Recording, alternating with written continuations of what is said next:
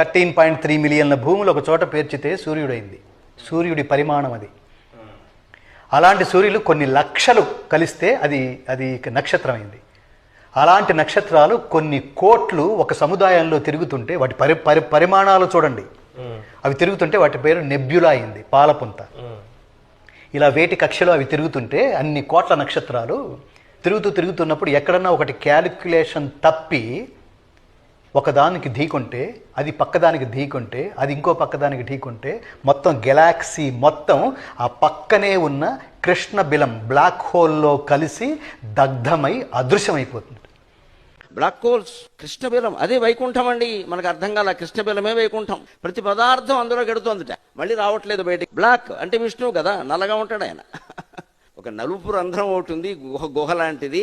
అందులోకి వెళ్ళడమే కానీ బయటకు వస్తున్నది లేదు అన్నారు. విష్ణుమూర్తిలో ఈ జగత్తు కలిసిపోవడమే కానీ మళ్ళీ రాదు. సైన్స్ ఎప్పుడు భగవంతుడికి వ్యతిరేకం కాదు. సైన్స్ అనేది నాస్తికుల శాస్త్రం కాదు, భక్తి కలిగిన వారి శాస్త్రమే సైన్స్. ఇలాంటి కోట్ల మిలియన్ల గెలాక్సీలు ఈ విశ్వంలో తిరుగుతున్నాయి.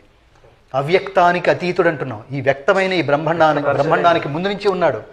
తర్వాత ఇంకా అక్కడ ఎదుర్కొంటే మొత్తం క్లోజ్ చేసేస్తాడు. మనం మాట్లాడితే, మనం చేస్తే కృష్ణ గారు, మనం చేస్తే కర్మ, అదే పరమాత్ముడు చేస్తే లీల. వాడు లీలంతే. కావాలనుకుంటే స్టార్ట్ చేస్తాడు సినిమా, అక్కర్లేదనుకుంటే క్లోజ్ చేస్తాడు.